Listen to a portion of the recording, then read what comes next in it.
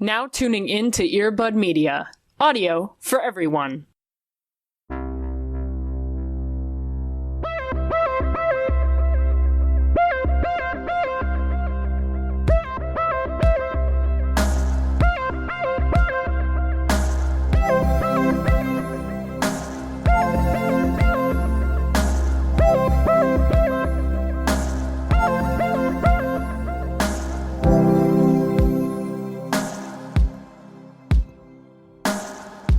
You want to know an embarrassing song that I've stuck in my head? I would love to know.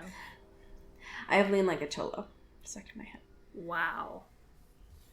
So that's where I don't even think that's the first of that reference on this podcast. I believe Which that, is the word. Like, you just saying those words, like, made me, like, go into a flashback of, like, us talking extensively about that song on this podcast. You know, I just go into my brain sometimes. Yeah. You know?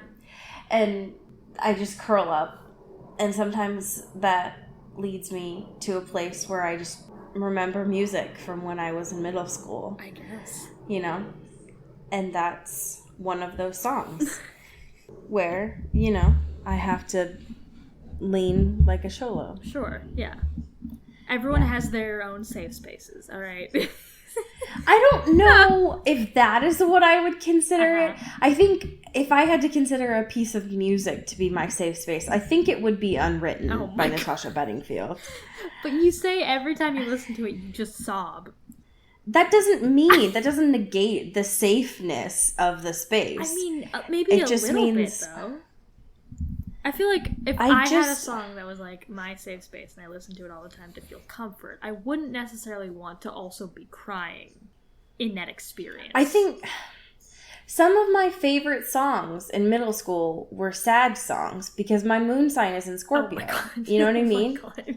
Goodbye. This podcast is over. Like, Unwritten was one of my favorites in middle school. Bleeding Love. Yeah. And How to Save a Life. Oh my God. And Yellow, because I was an emo Yep. child.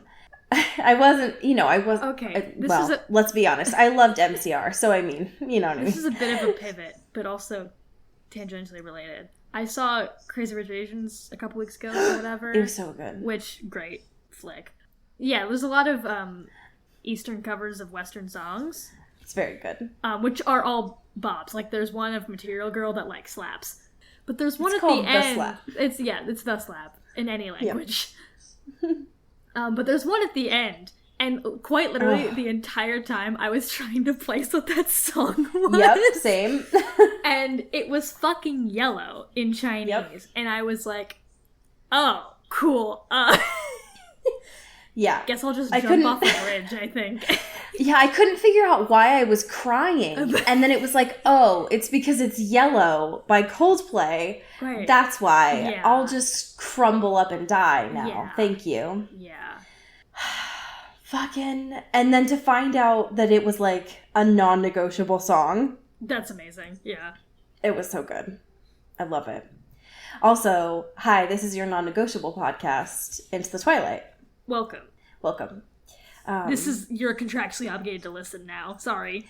And also, you're back to being an emo middle schooler. Sorry? I don't know why that is the one power that we possess onto you, but that is our curse we must give to all of our listeners. Get your Live Strong bracelets back. Yup. Get your Slap bracelets back. Yep. Mm-hmm. Get your Jelly bracelets back. Yeah. And have like a questionable hairstyle. Preferably with like a weird bang moment. Oh my God. Fuck. Did your middle school have the Jelly bracelets where they had weird, like, sexual meanings? I think there were a couple people that did it, but it wasn't like a widespread thing. Oh my God. Yeah. But the people that had them had like a lot. And I'm like, is your wrist okay? Yeah. I feel like, and they were just so tight, I feel like all of they just cut the circulation off of their wrists, and I'm like, are you okay? You might just pass out. Yeah, it's like 50 bracelets on your arm. Yeah, it's like, okay, Brittany, I know that you think that pink means you've made out with boys, but what it really means is that your arm is about to be truncated. Like, okay. Bethany, your arm is bruising.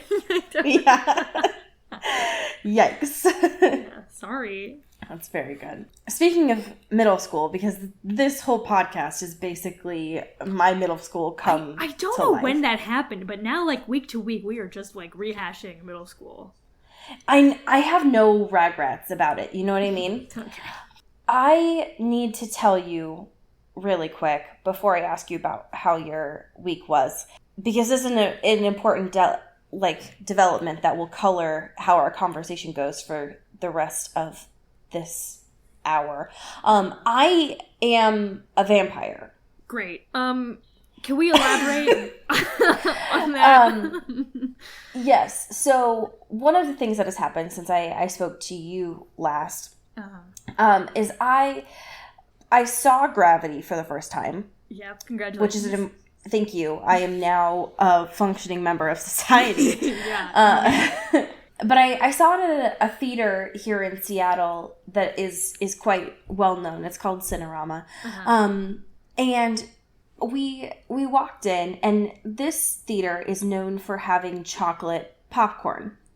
Now, if you're not from here, you might be like, the fuck. Sure. Same. Now, it is popcorn that is covered in a chocolate sauce, like a fudgy kind of sauce. Sure. And I was like, behind that. Sure, yeah. And I was like, yeah, this sounds fine, right? Whatever. Yeah. Now, my boyfriend and I walked in to see this film. And I realized that somehow in the course of moving to Seattle, I had become a vampire, because as soon as we walked in, two things immediately happened. One, I audibly moaned in front of about 30 strangers upon smelling this chocolate popcorn, which this whole entrance to this theater smelled like brownies. Like freshly cooked brownies because of this chocolate popcorn. The other thing that happened is I physically grabbed my throat like a newborn vampire would because of the smell. And because my mouth was physically watering from this popcorn. And I have never experienced my newborn vampire symptoms so much as this chocolate popcorn has made me do so.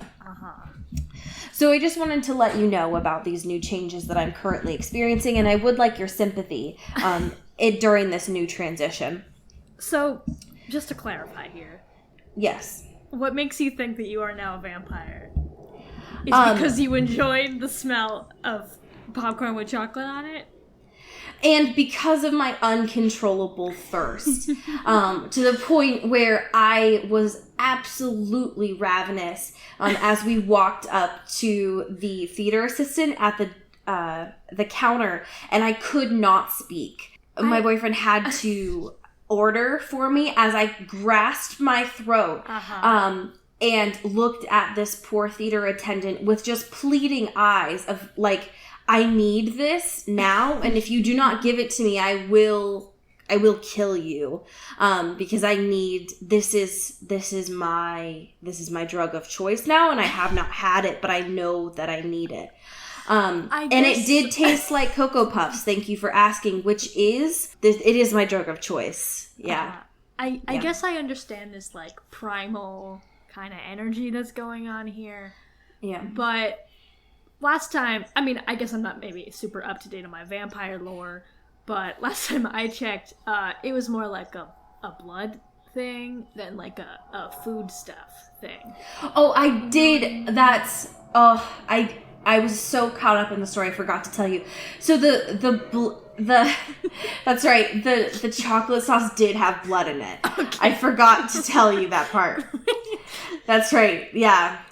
And that's right. Just a Seattle classic. That's just what they do over there. Great. Okay. That's right. Cool. Yeah. All right. Yeah. See, that makes sense. Yeah. That clears everything out. Mm-hmm. Yeah. So one of the things that's important to know about all of us here in Seattle, most of us, right, are vegetarians or vegans, but they do know that because we all don't go out in the sun, that we're usually low on vitamin D and iron. Yep. So there is a huge disclaimer next to it that says that we've added in vitamins. But the important thing about that is they've just put vitamins in quotation marks. Got it. And that is just blood.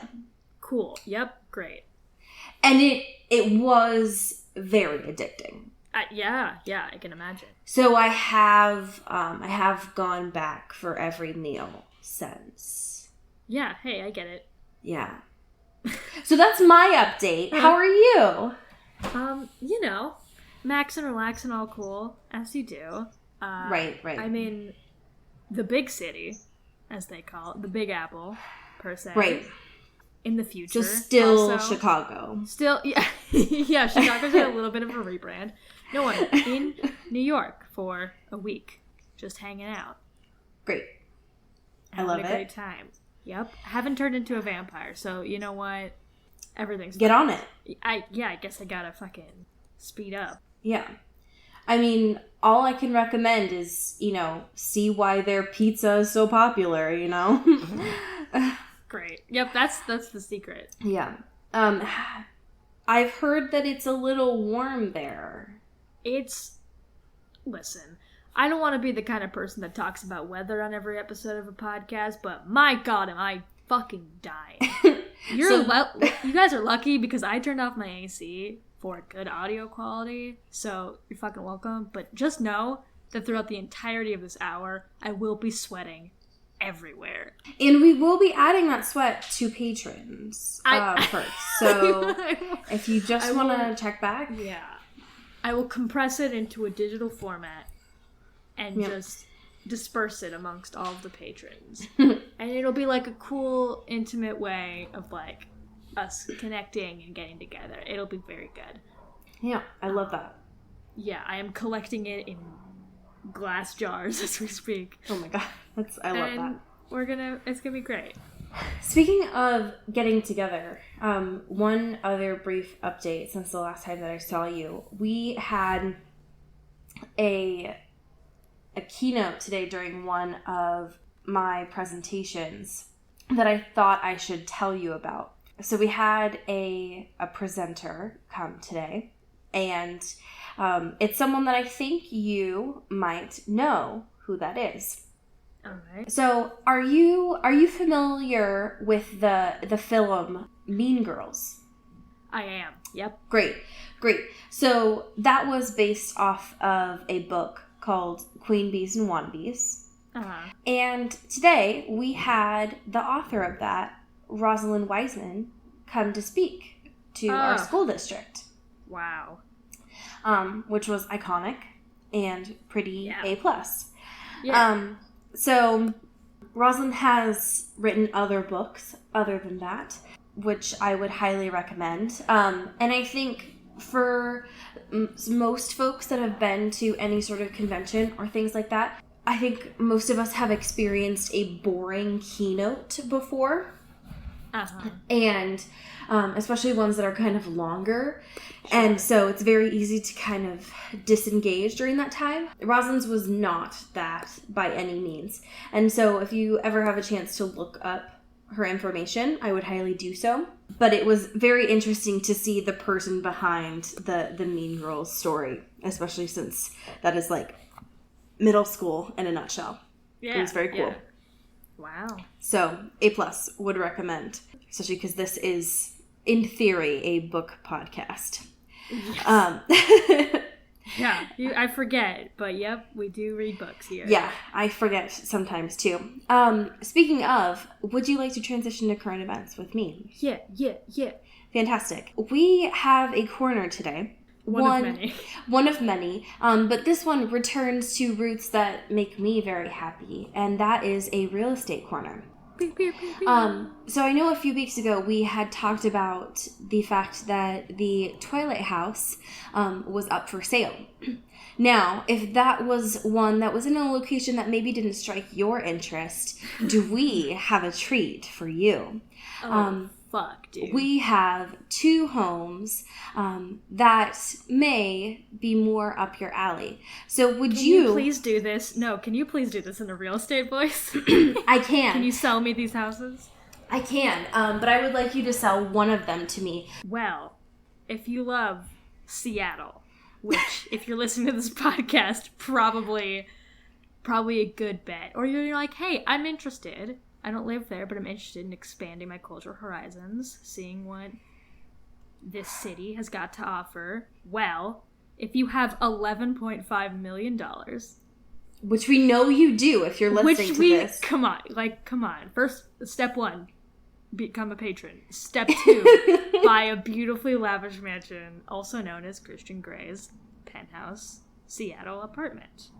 And it looks ridiculous. Yes. Everything is also circular. Yep. There's a lot of full, ceiling to floor windows, a lot of circular couches, many instruments. There's a giant piano and a cello. There's some rugs. There's a lot of good stuff here. There's very fancy printed chairs. Yeah, I wonder if it comes furnished. That's a good question. There is a high heel just sitting on one of the shelves at the bar, which I think is a fun touch if you're looking at it. It has an amazing view of the water. Yeah, that view is tight. You can see everything. Oof. It's very good. Yeah. So we were talking a lot of shit about Anna and Catherine being so close to the water for their prices. For this, you get all of the amenities that it has to offer there. Look at that. So, yeah, I would definitely do it, for sure. Yeah. We know you can, so just, bite the bullet. Or get your move on. If you don't want to do it, I will take it off your hands, you know? If you have money to spare, I would love to have this home for you, you know? Yeah. And you know? Allie's a great house sitter. I will pet sit for you there whenever you need. Oh, yeah. Just let me know. Yeah. Yes. That was fantastic. Our DMs. Slide into our DMs. Slide in. Whenever. Yeah. Yes. That was fantastic, Cody. Thank you. Thank you.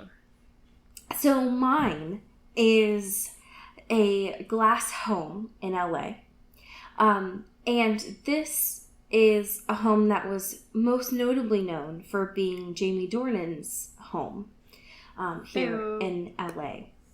And I think what we mean by LA, right, is that this isn't necessarily in downtown, but more so in the valley, right? Yeah.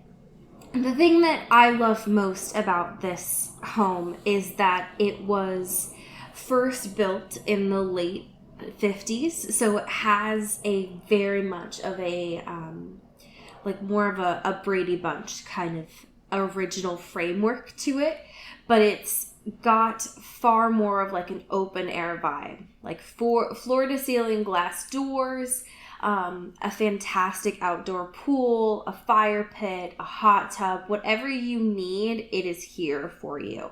And a little bit more of an Art Deco vibe with more of an environmental friendly look to it too. Hell yeah. One of the things that stands out to me as well is in the master bathroom, it has a bunch of fantastic tiling all throughout it. And one of the things about the reason why they call this a glass home is that there is not an absence of windows. So wherever you look, there is natural lighting. And so when you think about having a kitchen here, so it has an all modern gray kitchen here, but one of the things that's fantastic about it is you can open up one of the walls, and so it's directly open to the outdoor space, which is fantastic for thinking about expanding on your floor and square footage here too. But one of the things that I love about this too, being in LA, you don't necessarily would have to turn on your lights during the day here because you have so much natural light in this space. Hey-o. And it's definitely one of those spaces that would be fantastic for dinner parties. Like, being able to host a party in this house would be amazing. I would fucking ball out at a party here. Are you kidding me? Yeah. I would steal everything in this home. The way that it's set up is kind of made for hosting a party here. So I would give it a look. Could you imagine a New Year's party here? Oof. Oh my god. It is definitely a steal for being $3.2 million because it is a 4-bedroom, 4-bathroom home with all of the amenities that it has being in LA. So definitely take a look at it. It is advertised for having no red room of pain in sight, too. Look at that. Yep.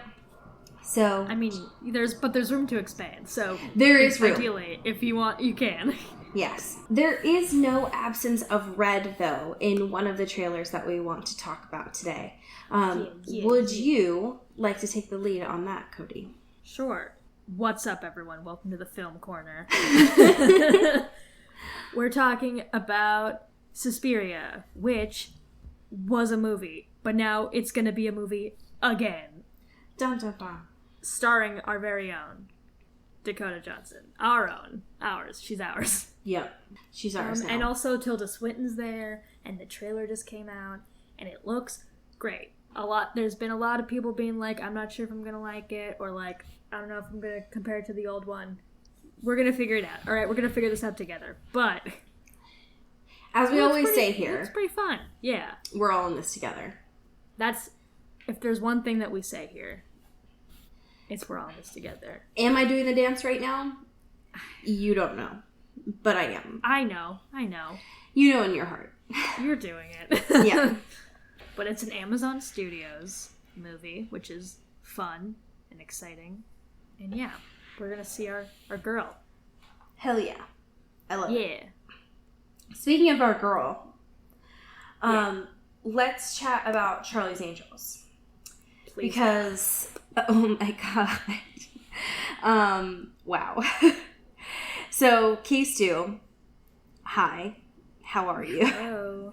Hello. I'm so looking forward to this movie.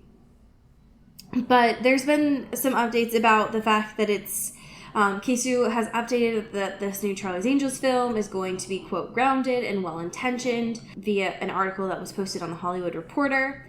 But one of the things that you mentioned to me about this in this article is that she is, what? She was what, Cody? She's what?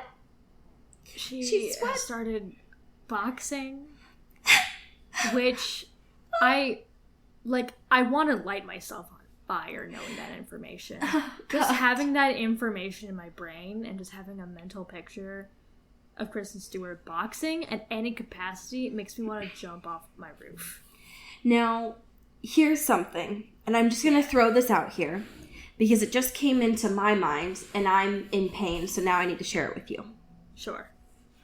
Remake of $1 Million Baby with K-Stu and Hilary Swank. Discuss. Oh, yes. Huge fan. Because it's all I've ever wanted now. Huge fan. Oh my god. Wow. I would die. I would melt and I would fall apart, is all I'm saying. Yeah. Okay. Now, our last corner today, and if you haven't seen this coming yet, you should know. Like, you should be saying it aloud on your public transit, in your car, in your bathroom if you're getting ready in the morning. Like, say it all with me, folks. 3, 2, 1. Screen Rant Corner. Yeah. They are back. They are here. It is week after week we got that fresh Twilight content. They never slow down. They never let us go. They are here for us. We are here for them. It is a symbiotic relationship. Hello. I remember that word. Okay. This week, 25 crazy revelations about Bella and Jacob's relationship.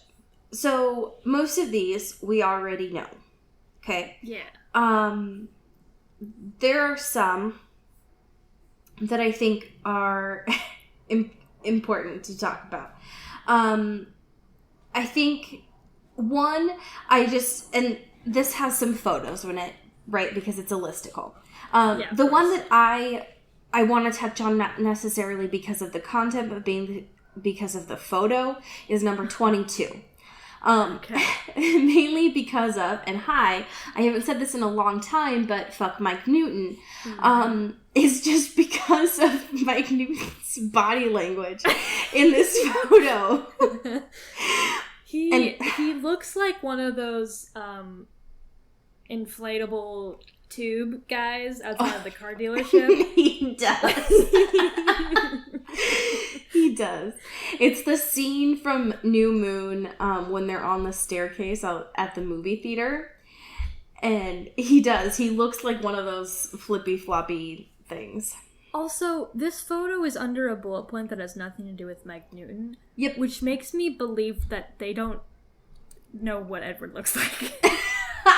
Because this whole graph, it's number 22 is Bella has more in common with Jacob than Edward. And then they're talking about, like, how they have more in common or whatever. And never is Mike Newton ever mentioned. It is just talking about Edward, Bella, and Jacob. So I just don't think they had a picture that was, like, all of them hanging out, because they don't hang out. So they were like, he's close enough, I guess. No one's gonna notice. Let's just slap this guy on. Yeah, I love that headcanon very much. Yeah. I'm very interested, if you all have a chance to just take a few minutes to look through this article, I'd be very interested for our listeners to read through a couple of these and to hear your public opinions. Like, to tweet at us and let us know whether you agree or disagree with some of these, and maybe we can follow up on that next week. Yeah. Because I will say, one of the most egregious things I had to read while looking at this article is in, like, the intro bit or whatever. Mm-hmm. There's a line that says, "Well, he didn't get the girl. Jacob did get second best. Her daughter." And that, you can't hear it, but in media res, I am pulling off my skin, and I am just throwing it away. And it's going into the sweat, and so you can also pay for that, too. If you want to create your own coat, I don't know where this is going. This is just turning into, like, a weird cloning situation, which, like, I guess not against, but still a little weird. One that I thought was very interesting was number 10, which said Bella could have started a wolf-vampire war, which would have been a very interesting twist for the series. That, I would have loved that. The one that I think I have a lot of feelings about is number 8, which is Bella has a thing for very unstable men. Because, and I feel like this could be our own episode of unpacking this. So I think we might need to return to this next week. My homework for you all listeners was to take a look at the Screen Rant article. And again, it's called Twilight 25 Crazy Revelations About Bella and Jacob's Relationship. Look through a couple of these. See if there's any that you agree with, any that you disagree with, and we'll try to follow up on this next week. Just because we do have content that we need to get through, and that way we can hashtag content. Yes, but that way we can have a little bit of a discussion about this and kind of unpack this a little bit more, because it's been a while since we've touched on some of this content as far as Twilight goes, and I think that it would be fun to kind of touch on it a little bit more. Wow. But yeah, I appreciate Screen Rant giving us that good. Thank you. Yes. Okay. We have 2 questions. One from our patron, Taylor Brown Town. Yes. I physically could not stop saying it. I was lost in a vortex. Wait, stop. So, Taylor's question is, Christian is trash for Anna. So what other fictional character from any series would you rather see Anna with? I mean, right off the bat. Yeah. Jessica. Yeah. Just because they're both career-focused folks. And I think, they're both going into very focused careers. But realistically, I think Angela would be more suited. Because they're both quiet. Yeah, that's true. I would have to say, if he was older, don't fucking call the cops on me, Peter Kavinsky. Oh my god. Because listen the fuck up, alright? He understands boundaries. Yes. He is good at... He learns how to communicate. And that's true. In this imaginary world where he's older, he has gone through relationships and knows what's up. And is not as bad as communicating as he was previously, or understanding and navigating his feelings. And also, Anna has the experience of a high schooler, so really, it's fine. True. They are both in, like, their emotional states of maturity, like... Yes. I think that'd be cute. I love that. That is a fantastic suggestion. Thank you. Yes. Good. Fantastic. I love it. Great. Would you like to read the second question? Yeah. Who would win in a cage match? Bella versus Anna? Aaron versus Christian? Kate versus Jessica? Any other Twilight character and their 50 Shades of Grey counterpart. Alright, so... Let's go. Ring fights. Face out. So I'm imagining Bella pre-vampire stage. Yeah, I feel like that's fair. That's fair. I still think she's scrappy as fuck.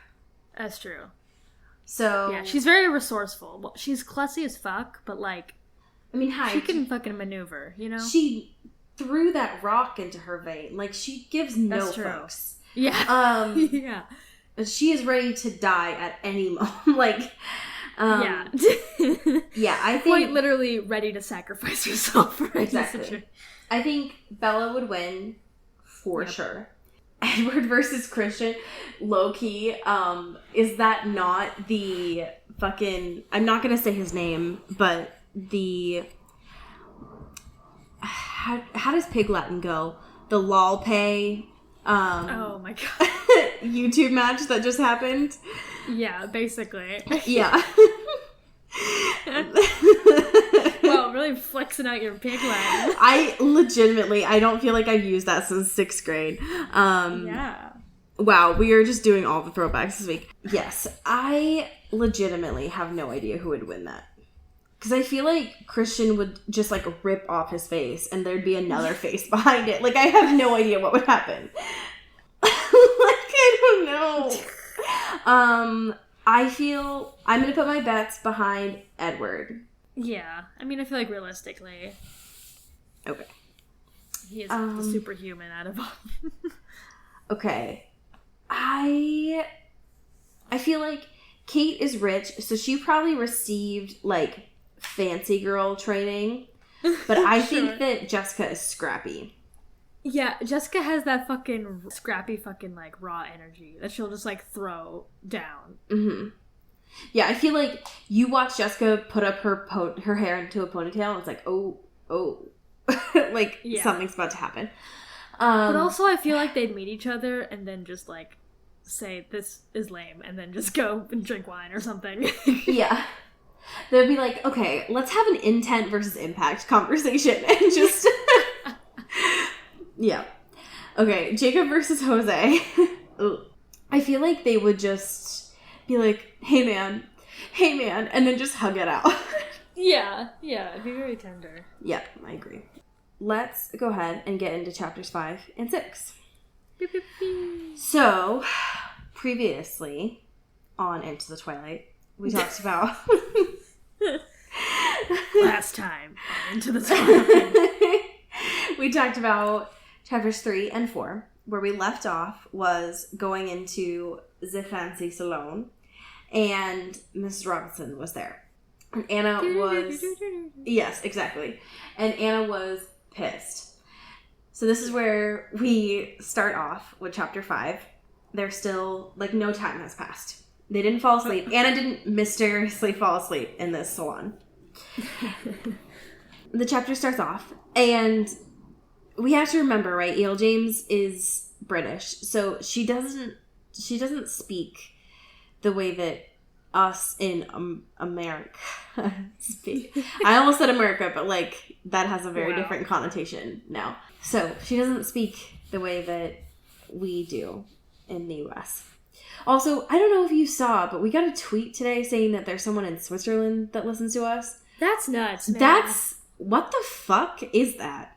Wow, can you believe people are in Switzerland? Can you imagine that there's people... And then they choose to listen to our dumb show? Why the fuck would you ever?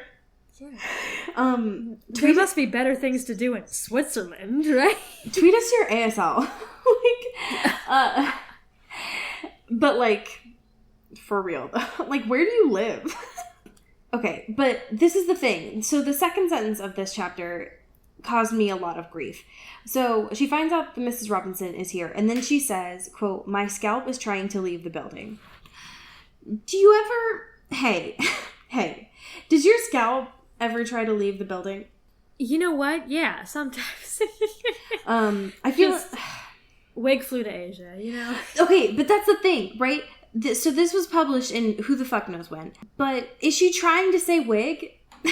Like... Yeah, maybe she just doesn't get it. She's like, this is what the kids say, right? Hello, fellow youth. Yeah. Mrs. Robinson is there, and I keep wanting to call her Bella. Is that ever going to change? No. Anna is pissed. One of my favorite things about this is Christian finally looks over and is like, oh shit. Like, I've made a mistake. I fucked up. He finally walks over to her and she's like, we're going. Yeah. So they leave and walk down the street, and finally they talk about this, and Anna's all like, you know this is like fucked up, right? Yeah. And she finally says, like, I want to go and actually get my hair cut, preferably somewhere where you don't know all the staff, you haven't fucked all the staff. Like, I want to go somewhere that I feel just some safe. Basic guidelines, you know? Yeah, something that should be fairly common sense. Yeah. And so they talk again more about Mrs. Robinson, which I feel like she's asking all these questions, right? Because we have to remember that this is her first real relationship, and so she's fixating on this. I feel like she wants the information, but she doesn't want the information, you know? And so it sucks. Anyways, he gets a call from a security advisor about Layla. And this is where what we've been wondering this whole time about the guns. The guns finally start coming in. We're here. We made it. Yeah. Congratulations, everyone. Yes. And I expected it to be like, hey, we're here, but it's kind of just a, like, subtle introduction. Yeah. It's wild. We're not going to ramp up super wild yet. Yes. So we find out Layla's left her husband. She ran off with someone, but the person is dead, is what I got from it. I think that's what the case is. Anyway, she's, like, still trying to find them. And Christian's like, you need to come with me. And Anna doesn't want to go because she likes her place. Anna. Yeah. Anna. Let me protect you, Anna. And she's like, no, I mean, I just got to this place and I have barely spent any time with it because I spend all the time with you, Christian. Sir. And all he wants to do is just, you know, keep isolating her further. Yeah. And so instead of listening to her needs, he just picks her up in the middle of the street and just walks with her. Because that's something that you do in public. And while she's screaming. Yep. To put her down. Yep. So let's talk about bystanders. So while he is doing that, she comes up with a list of 8 realizations. Literally listed as a numbered list here. Yeah. She's using a lot of ableist language in this part. Mainly, the reason why it's justified is the fact that she is supposedly listing this off in her head as she's going. So it's not really thought through. The first one being over-the-shoulder carrying, unacceptable for anyone over the age of 6. And it's like, yes. Like, you don't just carry someone in public while they are screaming. It's just like, you know, she's not unconscious. She's very much, you know, rejecting this. One of the ones, too, that she mentions, and, like, 6 and 7 are kind of intertwined, I would say. Yeah. 6 being that he knows her bank account number, and 7 being that he just, like, buys her work. Place of work, yeah. Yeah. So I wasn't sure if there were any others that had kind of struck you. Yeah, I mean, there's one where she's like, having crazy ex-girlfriends, can I blame him for that? I'm so furious. Yes, I can. And it's like, oh, ma'am. Yeah. This girl is clearly, like, going through it. Right. And just to, like, rub it off as, like, oh, you know, just how, like, exes are just, like, so bananas, right? It's like, how about we just, like, maybe have empathy for people? Or, like, realize that there's a bigger context to these situations. I don't know. I think there was something that I personally was taught. When I was younger, there was sort of an expectation that I would have a partner whose past partners, you know, they would always have that quote unquote like crazy ex. And it wasn't until I got older, and unfortunately only until, you know, very recently, that empathy conversation started to come in of like, it is more telling of my current partner and what they say about, you know, their exes, you know, than what they, you know, have experienced, kind of thing. It's really frustrating, I think.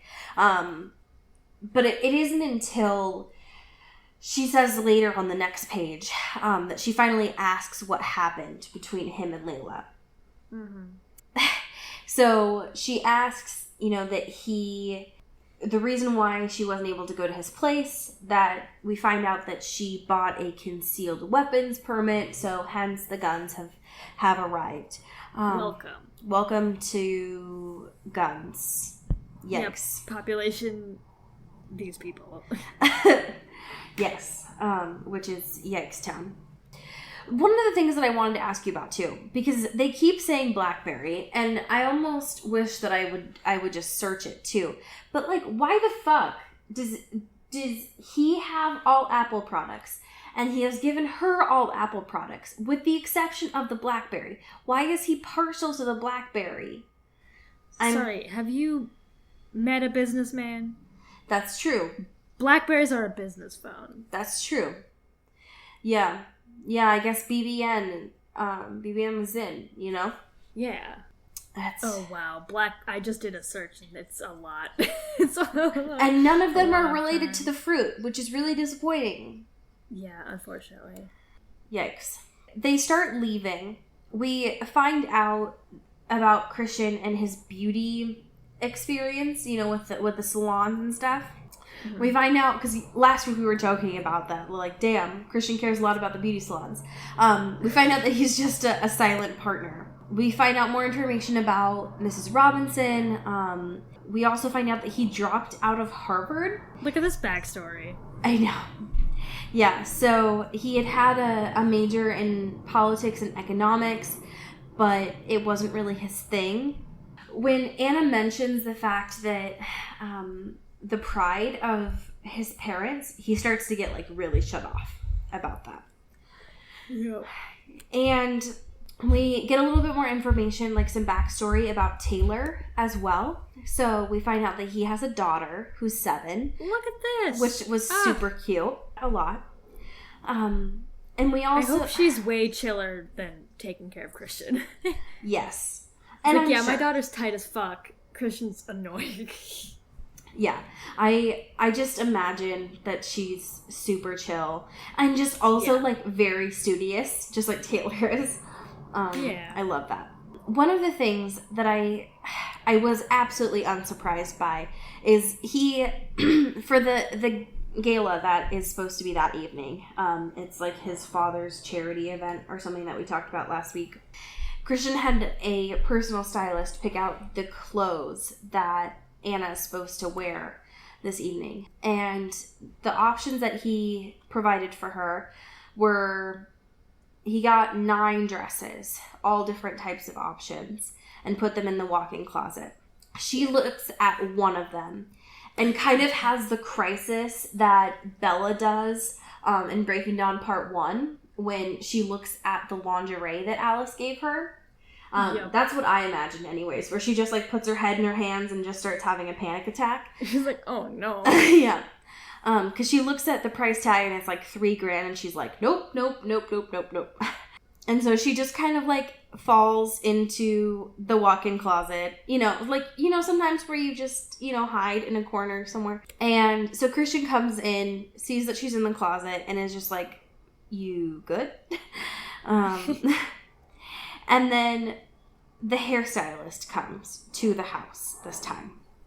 Love it. And he is described during the first section, or the first sentence of this section, as small, dark, and gay. Great, E.L. James. Anna. Great. Love it. Yeah. Just great. Mm-hmm. And he's apparently given her layers of both her personality and her hair. Is what I got from that. He has fleshed out her personality. She is now a 3-dimensional human being. Yep. You can believe it. So that's great. And when she's finally done with her hair and she does like a twirl in front of Christian and all of his business spreadsheets, her and Christian finally have a talk where he's like, what's bothering you, Miss Steele? And she's like, well, you're the worst. So let's talk. Where do I begin? Exactly. Christian. They start talking about his hard limit of touching, and then he finally shows her his manila folder of all of the things that he has of her, which includes the copy of the birth certificate he has of her, the social security number, resume, employment records, like everything that he could possibly have on her, he has. Which, if I saw that someone had everything on me, yep, I would take that and be like, Christian, I'm so sorry. This new haircut is just super getting to me. Could you show me where the bathroom is? And I would fucking dip. Are you kidding me? It's over. Yeah. Gone girl. Are you kidding me? No. Yeah. But also, in a sense, like, she's kind of trapped in that sense, too. Because, like, what if you do leave and, like, he still has all this information on you? Right? Yeah, I mean, you have to think that he has a backup of it somewhere. Right. I still think my plan of last time, of milking him for all that he has, and then... Oh, yeah. Putting those into funds. I hope that's how this ends. Like, secretly, she's like, oh my god, Christian, I love you. Like, I don't know anything about love or relationships. And, like, really, she's just, like, fucking getting that coin. And then she leaves him. And just hangs out, rich, living her life. Yeah, I mean... You dig down so hard, you get that boy into a prenup, and then you leave. Yeah, listen, that's it. Because as we find out on the next page, he says that he earns $100,000 an hour, which, hi, my name is Allie. I am the resident mathematician for this podcast. Okay. And if you haven't heard, that is a fucking joke, because I can't do math to save my life. I still do... multiplication on my fingers. I still do addition on my fingers. Oh my god. My 3rd grade math teacher taught us multiplication songs that I still sing in my head. I can't. Math is something that has always been really difficult for my head to process. I wish I was joking. I'm not. Oh my god. I Googled this. And so that means that he earns $1,666 a minute. Yeah. What? It's too much money. That's too much. Yeah, that's what they talk about with, like, Bezos and Gates, of, like, if you drop a 20 on the ground, you don't pick that shit up. Because you earn more. Like, it would cost, like... it would take more to pick that up. Right. What? Like, there's... And here's the fucking thing. Like, I thought he was rich, right? This is, like, a whole nother of, like, just true exuberance, right? Which is why I'm fucking pissed that this isn't as, like, lavish and luxe as it could be, right? Like, if he's just dishing out all this money every hour, like... Why is this not like Crazy Rich Asians? Why is That's this what not I'm like saying. Great Gatsby? Why are we not throwing parties every fucking day? Like, I don't care about any of this. If we are playing with this much money, I want every page to be, like, leaking with diamonds. I want to just get in there, feel all those fucking beautiful dresses. I want to be there. The only thing I can you're not think giving of that to me is because of his trauma. But it's not, but even then it's not written the way that it should be, because it's not because of his PTSD, it's just him being a manipulative, abusive asshole. Right. So it's like, if he's a rich person that has PTSD, then write it that way. Yeah. Don't write it. And also, he doesn't have problems spending money. No. So it's like, I just want this to be used more effectively. I want parties. Yeah, and I want people in dresses all the time. We get some of that in the next chapter, but I want it all the time. Well, and it's like, if you care so much about feeding people, Christian, then fucking use your money that way. Maybe fucking cater 17-course meals all the time. Yeah. That's what I want. Or, you know... I want those food descriptor chapters. That's what I want. Put your money where your mouth is and actually feed people that are hungry.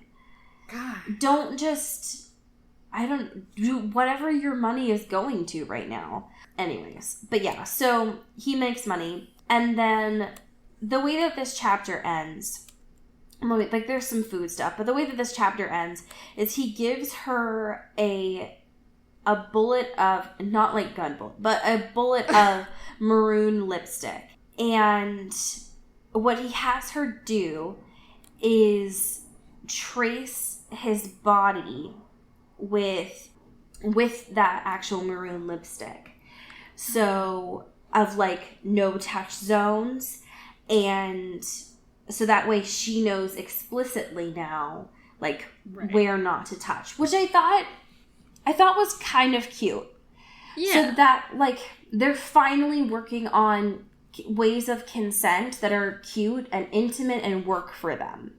Yeah. I thought that it was a long way of doing it, but I think, like, you know, whatever works for them and is a way of actually communicating, then fine. Like, fine. I don't care.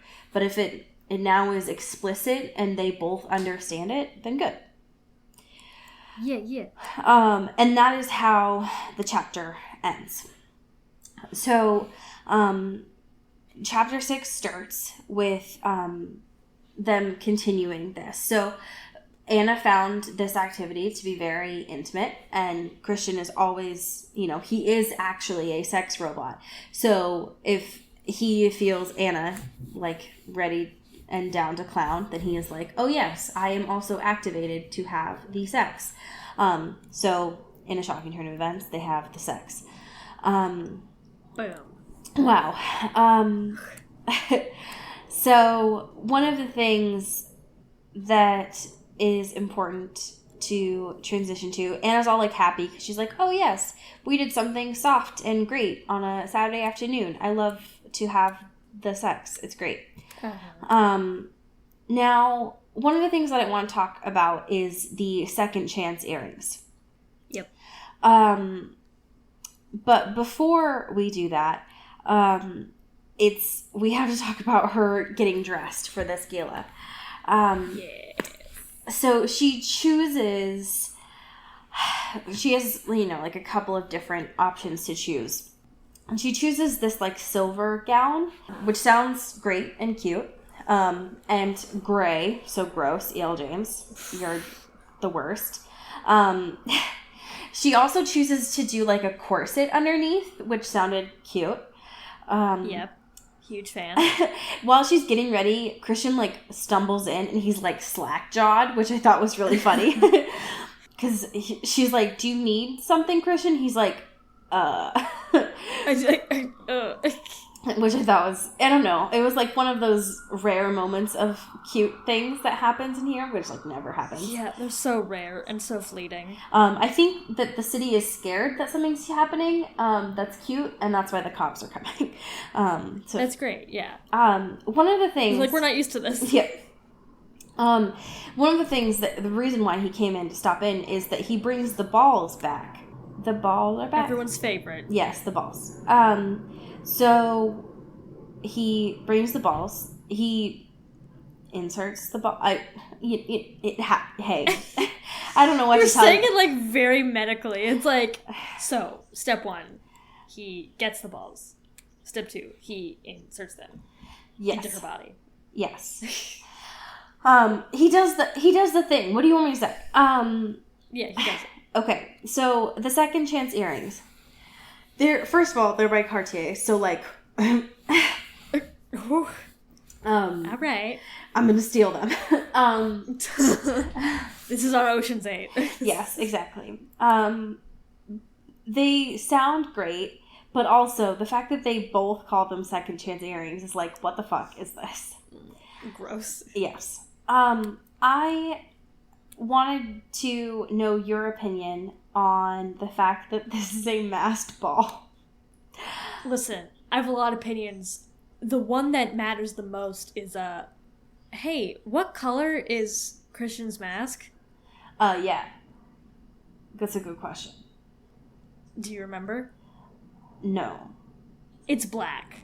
Which is the wrong answer. Okay. Why just not make it gray? Why just not lean into the bit, EL? Yeah, especially because... So he's, like, wearing all black.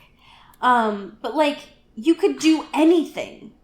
You could just... Like, why wouldn't you not do silver? Just do the thing. Motherfucker really, like, loves his name and, like, puts it on his brand and, like, everything about it. Yeah. But he is given a fucking invitation to this gala or whatever, and he just wears all black. I'm over it. What? Yeah, I agree. Come on. Lean into the bit. Agreed. It was rude. I was unamused. Honestly. So they don't go to the gala. They go to Dick's Drive-In instead. Like, no, they go to the gala. She continues to laugh, and then she's like, oh yeah, I have balls. Damn it. And then she just is like, balls. Yep, she says that. They meet a lot of people. It doesn't matter. Yeah, none of this matters. It doesn't. Yeah, it doesn't matter. There's a lot of, like, dialogue. It's the equivalent of her being like business, but it's just like people. Network. Yes, exactly. One of the things that's important that I thought was funny is they start the, like, MC part for the charity, and Anna's like, oh shit, I forgot, it's a charity event, I don't have any monies on me. And then Christian just, like, doesn't look at her, but just, like, passes over a $100 bill. And I just thought it was funny. Because Anna's like, I'll pay you back, I promise. And he's just like, motherfucker. Like, it's like, come on. Like, you know, this. Yeah. We see the menu, which, thanks, E.L. James, really valuable. She loves a good list. She does. To be fair, I mean, it looked good, so thanks. Yeah, sure. I was very intrigued by what they meant by the creamy Jerusalem artichoke puree. Yeah, that's a lot of words. Yeah, there's... None of which really go or mean anything. Yeah. There's still a lot of talk about him being passionate about feeding children. Does he do anything about it? Business. Yeah. Business. Fake business. Yes. We also get another list about all the things that they'll be raising money for today, which are all the, like, prize packs. The one from Christian is the 1 weekend stay in Aspen that sleeps 6, which is from Christian. Anna is surprised to find out that he has property in Aspen and that he also has property elsewhere. And Christian's like, shut up. I'll tell you later. We'll talk about it in the car. Yeah. Now keep in mind, we still don't know time periods yet, but in theory, it's been a month, 6 weeks that they've known each other. In theory, this should have come up before, but like also guns. So when guns come to your life, sometimes you don't say everything, Now, the one thing to keep in mind is they all start moving to Christian's place in Aspen, and the bidding for this one starts at, or like it moves to $20,000. It reaches the going twice part, and the last part of this chapter is Anna screaming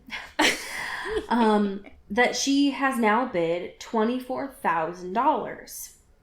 Ba ba ba. And that's where this chapter ends. I cannot think of a more useless waste of money. Yep. For a bit, or like to make someone mad. Yep. You know what I mean? Like, what? I get what you're doing. It's like a power move, whatever. You don't want this money, and he just gave it to you, and you're just trying to get rid of it, or whatever, and stick it to him. I get it. Yep. But also, why are we doing this? Why? Yes. Why are we doing this? Yeah, I was very intrigued by the why for this, for sure. Why? Why? Why? Why? Why? Yeah. Why? Just that vine, the pastor. That's what I was saying. Yeah. Why? Why? Those are my favorite kind of vines. Just like when they just cut the speeches into those little bits. Yeah, that's pretty good. Yeah. So next week, chapters 7 and 8. Nice. Very good. But before we move on, because this will be starting at the beginning of the month, this is a fantastic time to become a new patron. Yeah. So if you haven't already, take a look. Let us know. We always love to add your name to the list to welcome you into the vampire family. Yeah. You may not think that there's vampires in 50 Shades of Grey, but we don't know. You don't know. Who knows? Yeah. There's not vampires. Yeah. You can't tell us that there aren't. You don't know what Dr. Grace does. So. Yeah.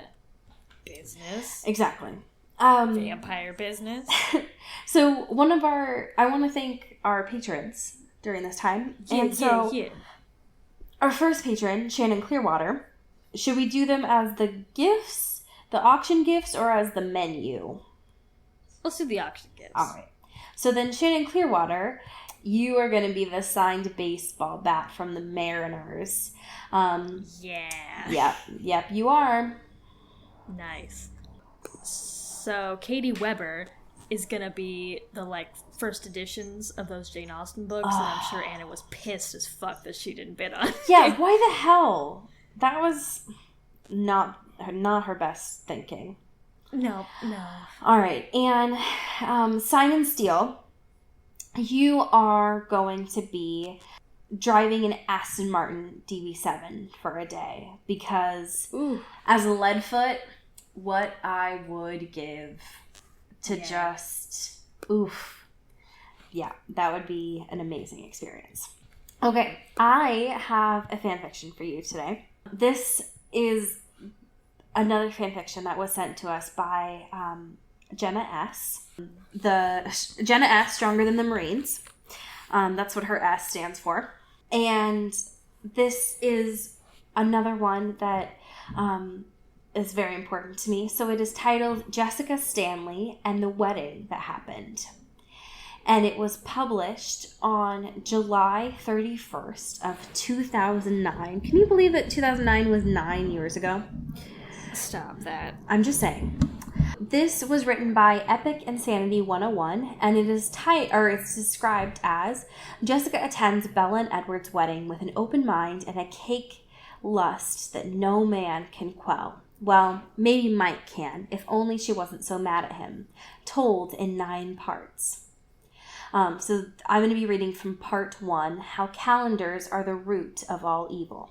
I was awoken quite rudely by my mother screeching something about the price is right. "Why didn't you say $3.50?" she was yelling. "It was $3.50. My mother was an avid game show watcher who's never missed an episode of Wheel of Fortune, The Price is Right, Match Game in her life. She tends to play along, but not with Jeopardy. She majorly sucks at Jeopardy. I grumbled a bit using unladylike profanity and rolled onto my side to go back to sleep until I realized it was Bella's wedding day. It was circled on my 3,650 things to be happy about calendar in bright red Sharpie marker. Today's happy thing was the smell of a Christmas tree. I became very offended at my 3,650 things to be happy about calendar for not thinking about the Jews. They have no idea what a Christmas tree smells like. They know how it feels to get candle wax from the menorah dripped on your arm by your senile grandmother. The next thing I know, someone was banging on the door while my mother was screaming about the showcase. I answered the door hoping Mom ordered a pizza at 8 in the morning because I was freaking hungry. Also, there's a dog outside that seems very happy and very hungry too. No, it was just Angela. She had her dress draped over her arm and her chestnut hair done up in pink hair curlers. She looked like she was going to start bawling. "I don't know how to get them out," she said. "How can you say that?" I asked. "You knew how to put them in." Angela scrunched her face up even more, and a few tears started swimming in her eyes. I brought her into the house, sat her down next to my mother, and began taking the curlers out of Angela's hair. "Did you just wake up?" Angela sniffed. I nodded, sending the rollers on the ottoman next to my mother's feet. "I kind of forgot that the wedding was today." Angela's eyes widened. "How could you, Jess? This is a special time in Bella and Edward's life. They would want you there. If you weren't there, it would..." I yanked a roller out of her hair, and she immediately stopped running her mouth. A squat old lady on the TV started spazzing out because she won a new set of china, a fancy sports car she would never drive, and a trip to Bermuda. She was jumping around trying to make out with Bob Barker. "Please, Angela," I said. "Bella doesn't even want me there. We haven't spoken since graduation." "Well, go for me," Angela replied, wincing as I yanked another roller out of her hair. "And Mike." I frowned. Mike was almost as excited as being invited to Bella's wedding as the lady on The Price is Right. Then I reminded him that Bella was getting married to Edward, and his big head immediately deflated. This prompted me to get super mega pissed off at him, since he's supposed to be my boyfriend. End scene. Yes. So, it seems really good. Icon. Yeah. Yeah. Give me a whole book with her perspective. Fuck Midnight Sun.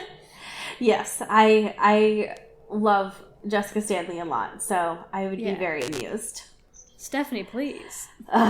If they don't give us Midnight Sun for the 10-year anniversary, it's never gonna happen, Allie. Cody, don't say stuff like that. You know it, though. If just let me dream. This episode just ends with you crying, and it just fades out to your tears. Just let me dream, okay? Oh my god. As we say in Seattle. Get it. And just dream of getting whipped, okay? Dream of it. This is an Earbud Media production. You can find us on Twitter at Earbud Media and listen to the rest of our shows. You can find this show on Twitter at Into the Twilight, as well as intothetwilight.show. You can send us an email at intothetwilightshow@gmail.com. You can also become a sponsor of the show or buy some merch at intothetwilight.bigcartel.com. Our art is done by Maddie Padilla, who you can find at YourGhostHost44 on Instagram, and our music is done by Eli Krause, you can find at Eli Sauerkraus and KrauseFilms.com. The intro and outro is by KB Smith, you can find at KB__Smith on Twitter. You can find Allie on Twitter at Into Wild Places, and you can find me at Dyke Discourse. You've been listening to Earbud Media Production. Earbud Media. Audio for everyone.